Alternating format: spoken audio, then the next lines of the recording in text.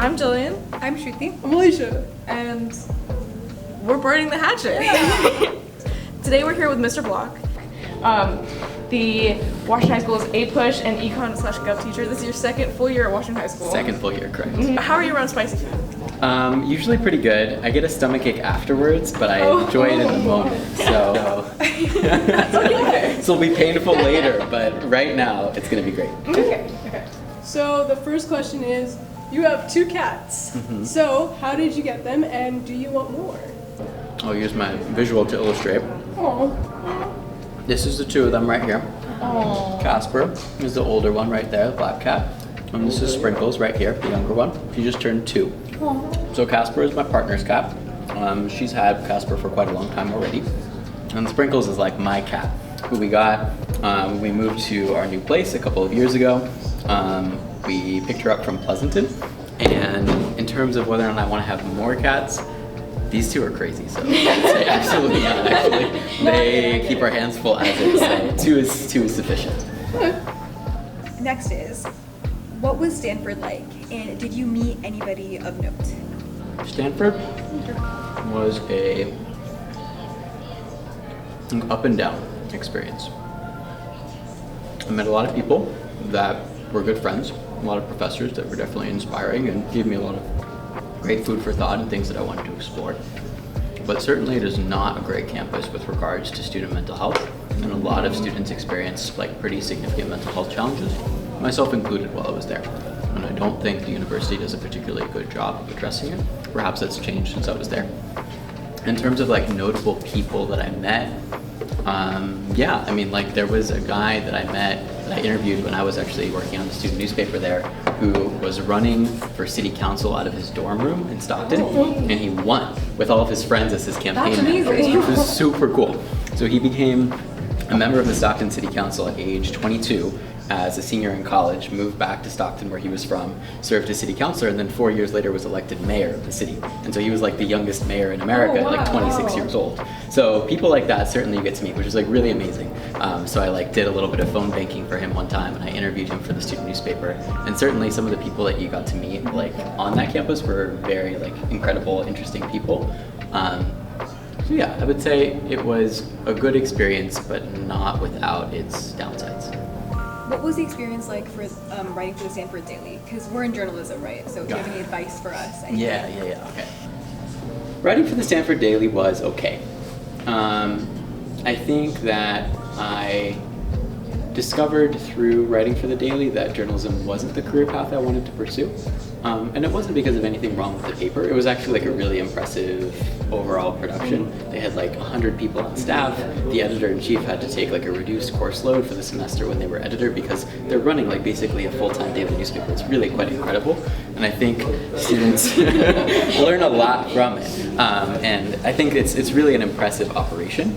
I think it really does help you determine like if journalism is for you, because you are basically working on a newspaper. It felt very much like what would be the case if you worked for a local newspaper in general. I think that one thing that it illustrated for me is that you need to be okay like kind of working your way up, and like the initial assignments you get are like not that fun necessarily, and I think that made me seek other directions because the entry-level reporting I was doing was like not my favorite, with some exceptions. Like I interviewed the guy who became mayor of Stockton through the Stanford Daily, so like that was an exception that was really great. But then other things, it was like I was just like covering the golf team like week after week after week, and like it was okay. I played golf, so I like golf, but like it just wasn't that interesting. I was like interviewing the same people, and it was like, okay, like, you know, how'd you do in the tournament last weekend? And it was a bit repetitive. So I think it's a good experience for those interested in going into journalism, but you'd have to be prepared that like at the entry level, it's probably not going to be as fun. You recently traveled to Egypt. How was that experience? How did you even know about that? Sarah. Okay. Like, wait a second, I don't think I told you. Egypt was awesome. I went inside one of the Great Pyramids, which I didn't realize you could do. Yeah, you could walk inside. So some tomb robbers basically carved a hole into it to try to steal stuff from the tomb. But then they couldn't get all the way through, so it just ends at a wall. So you just walk through and then you just hit a wall, and then you have to turn around and come back. You can go inside one of the Great Pyramids, which I didn't realize you could do. I saw King Tut, like his mummy. which is on display. So it's pretty remarkable. Like there are so many ancient ruins that like it's not even remarkable to people because there's so many of them. Like they're everywhere. And yeah, certainly it was like a pretty amazing trip, especially as a history teacher. Like there's so much history that you're seeing. It was great. Oh, I didn't eat this yet. Maybe I should. And then our follow-up question is, if you could travel anywhere in the world, where would you go? I'm going to Peru this summer. Oh, Great. That's amazing. I'm gonna hike the Inca Trail, so go up like to Machu Picchu, the way the Incas did, like before there was a train that could take you up there. So I'm really looking forward to that. I've been wanting to go for a long time. I've been trying to go to Peru since 2020, and it's been canceled 3 times in a row, twice because of the pandemic, and once because of a coup that was happening there. So. Yeah, there was an attempted coup. Basically, the president dissolved the parliament, and there were protests in the streets. But I was supposed to go in December of 2022. So this is a 4th time rescheduled trip, and I'm hoping it works out. what is the best job you've ever had? I think it would be a tie between my previous teaching job and this teaching job. I really enjoy teaching. I think it's a really fulfilling line of work. I think it's really exciting to see students like discovering things about history and government and politics and economics for the first time. And it allows me to be creative in curriculum design too. I'd say the 2 teaching jobs I've had would be tied for first. And then you were an intern at the U.S. Department of Education.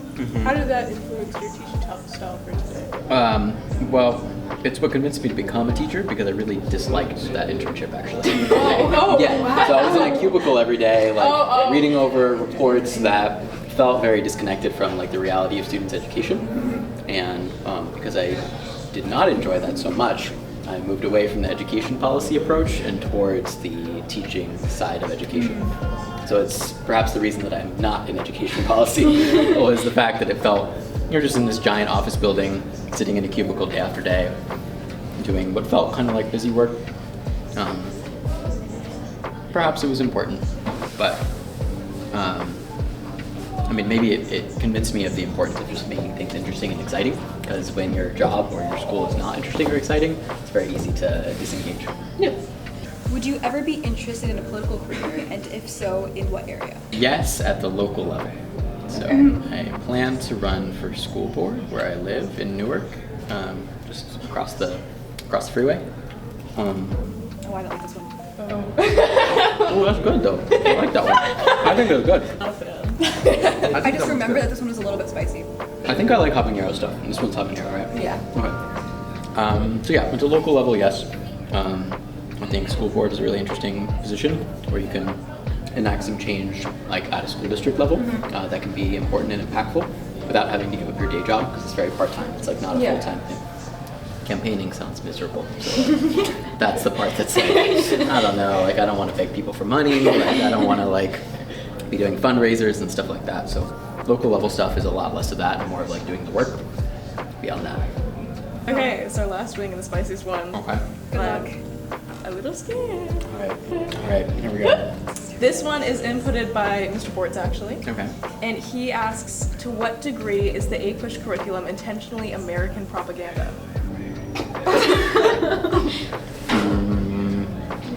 The curriculum, like the College Board curriculum? I actually think it's not. No. It's spicy. I think that College Board is... Certainly the curriculum is not as inclusive as it could be. I think certainly the curriculum like could do a better job of representation and like including diverse voices in the curriculum. But to College Board's credit, they leave enough flexibility for individual teachers to add in other things that they think will supplement the curriculum. And so, although it's not the best, I think it's better than it used to be. And actually, a lot of like very like patriotic people criticize the College Board curriculum for being like too woke in their view. And so I think it is a little bit more middle ground. It's not super far left, it's not super far right, and I think there's enough flexibility that individual teachers can add things in if they want to. Do I love the standardized testing? No, but I don't think it's totally horrible. How are you Are, doing? are you okay?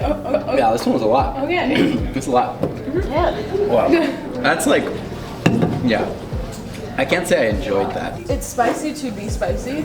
All right, my next class is coming in 5 minutes. Good luck. Thank you so much. This is fun. Thank you, Mr.